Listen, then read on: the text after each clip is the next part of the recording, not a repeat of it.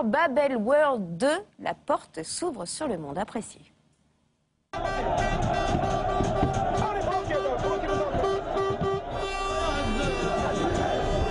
Des images qui ne partiront jamais de ma tête, c'est voir tout ce monde, toute cette foule, partout pareil, c'était partout, à l'aéroport, sur le chemin, à l'arrivée, au milieu, partout.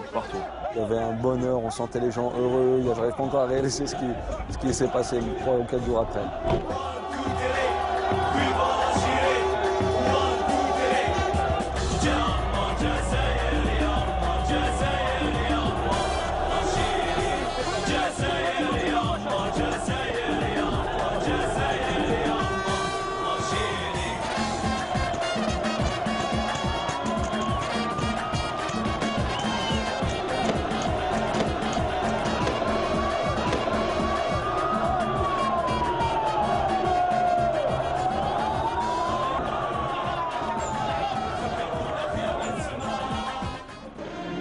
Trois heures de liesse, 3 heures pour effectuer les 15 km entre l'aéroport et le centre-ville. Est-ce que tu l'as déjà vu dans un autre pays? T'as déjà vu ça dans un autre pays? Hein? On est juste qualifié. On est juste qualifié. Hein. T'as filmé au moins depuis qu'on est arrivé ici? Incroyable. C'est incroyable. J'ai jamais vu ça de ma vie et je pensais pas que ça existait. Bon, ça existe en Algérie.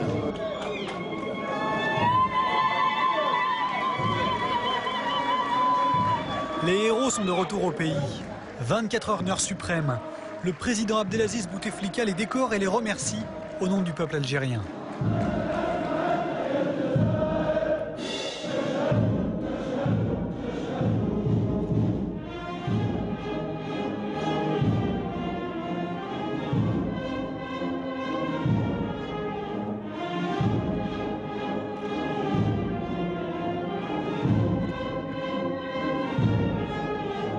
On sait qu'on a fait quelque chose de beau, on sait qu'on a fait quelque chose d'énorme en ramenant la qualification pour la Coupe du Monde.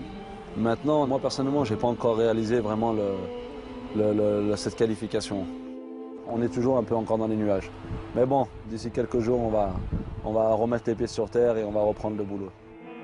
Mardi à Sétif, Khaled Lemouchia a rangé ses médailles et ressorti les crampons. Idem pour Antaryaya à Bochoum. Maintenant c'est reparti. Essayer de se remettre sur pied le plus vite possible pour reprendre le championnat. Yaya, le buteur du Soudan, encore marqué physiquement par la double confrontation face à l'Égypte. Un affrontement qu'il retiendra pour son intense et peut-être avec le recul pour sa préméditation. En octobre, avant-dernier match des qualifications, et déjà l'ombre des pharaons.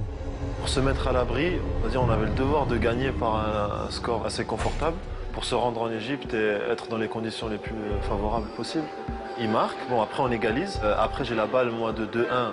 Je la mets au fond, le ballon passe pratiquement, je crois, 1 mètre dans le but. Et l'arbitre ne l'accorde pas. Après, les Rwandais qui commencent à perdre du temps alors qu'ils perdent.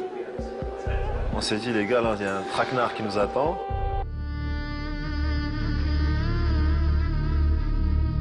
Le Caire, à 48 heures du match. Les Algériens débarquent avec un mot en bouche. Fraternité. Nous sommes des frères pour toujours.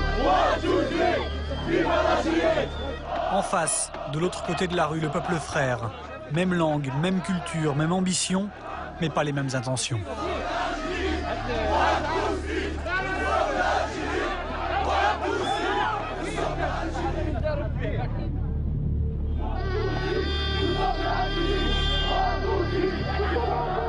On est sorti rapidement de l'aéroport, donc nous on pensait que le plus dur était passé, mais en fait on s'était trompé. C'est vrai que sur le moment on a paniqué, on a eu peur, parce qu'on était tous allongés, on ne voyait pas ce qui se passait autour. C'était ça qui était un peu impressionnant.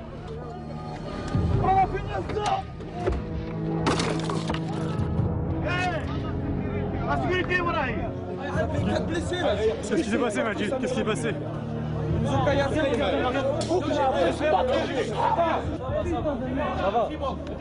4 blessés avant même que le match commence.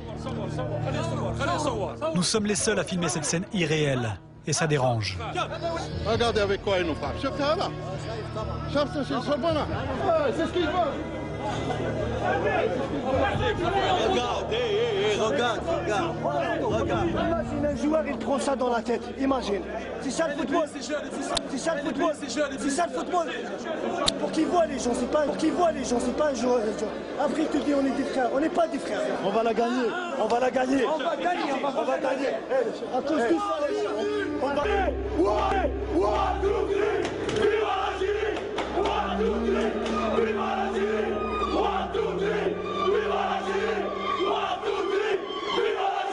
Quand il y a eu l'agression, on s'est dit mais ils sont prêts à quoi pour se qualifier? C'est là où ils ont réussi à nous sortir pendant un moment du match, quoi.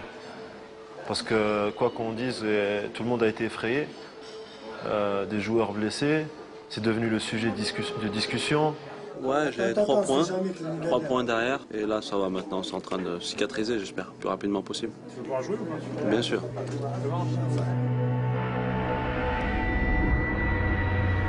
La peur cède peu à peu la place à la révolte. Tout le monde veut finalement jouer ce match. Tout le monde est apte, surtout les blessés. Ah, demain, c'est le grand jour. Hein. C'est la pierre qui a tombé, je pense la 3e ou la 4e. Qui est tombée sur moi. Déjà heureusement sur ma main que mon visage. Donc ça va aller, Inch'Allah. On sent cette pression qui monte, cette tension. Et surtout quand on voit 2 gros camions blindés à droite, 2 à gauche, devant, derrière. On se dit on va pas au match, on va, comme l'avait dit Rafik, on se croirait en Afghanistan, on se croirait pas dans un match de foot. Comme par hasard, aujourd'hui il y a la sécurité. Hier il n'y avait personne, aujourd'hui il y a les chars et il y a tout. On joue en Afghanistan. Voilà, c'est pas un match de foot. L'armée c'est un char, c'est l'armée, c'est même pas la police. Retour tranquille à l'hôtel. Et plus tard, très tard, nouvelle surprise. Bientôt 2 h du matin, et puis ça continue. Hein.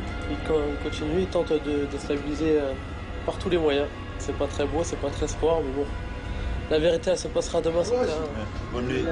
On va aller se coucher. Ils ont arrêté de klaxonner. Moins de 24 heures avant la rencontre. Le match est loin, la paranoïa guette. Sûrement, l'Égyptien, il a dû prendre ma carte, il a démanié. Ici devant la porte. Ouais. J'étais mauvaise langue, pardon. À partir du moment où il y a eu cette attaque, c'est bon. Qu'on leur pardonne, que la FIFA, sur le coup, après, elle n'ait pas pris des décisions tout de suite. Leur coup, il était réussi, de terroriser les gens. C'était réussi déjà. Donc on va au match dans cette atmosphère-là. On est plus fort qu'eux, et c'est pour ça qu'ils ont commencé à nous créer des histoires. On savait qu'ils allaient nous faire tous les moyens pour nous déstabiliser. Vous êtes l'exemple, c'est l'Algérie qui joue. Et on doit donner un très bon exemple dans le comportement. Tout le monde. Y compris moi, parce que la dernière fois, je me suis énervé. On va aller au match. On va les battre sur le terrain. Et là, on va leur démontrer, on va leur dire, voilà, nous, on mérite d'aller au couture. On est prêt pour le match. La guerre. Les champions, bon courage les champions. On rentre dans le match, on arrive au vestiaire, on se prépare. Et là, on rentre dans ce stade qui était incroyablement prêt à exploser. Il y a un truc de malade, j'ai jamais vu ça. Tout ce qui criait en arabe, Égypte, Égypte. On dirait qu'ils te le criaient dans la tête et c'était un public fanatique, vraiment, c'était incroyable, incroyable.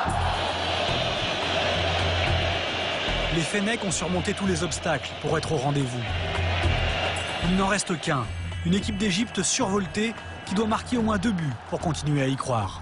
Première alerte dans le périmètre algérien. Ça a failli être l'ouverture du score. Et Mounas Gawawi en 2 temps. 2 minutes seulement et 1-0. À 2-0, c'est match d'appui. Au-delà, c'est l'élimination. L'Algérie tient pourtant sa qualification jusqu'à la 95e minute. C'est bien joué par Bouguera. Une fois de plus. Oh là là, le technique. Oh là là là là. Ultime coup derrière la tête. Il y aura match d'appui. Quand on prend le but, il y a la moitié de l'équipe qui s'effondre. C'est la première fois de ma carrière que j'ai eu le souffle coupé. Ça fait mal, c'est très très dur à digérer, mais on n'a pas le choix. Hein. Mais après, arrivé au vestiaire, et tout le monde disait c'est pas possible, on est bête de prendre un but comme ça et tout.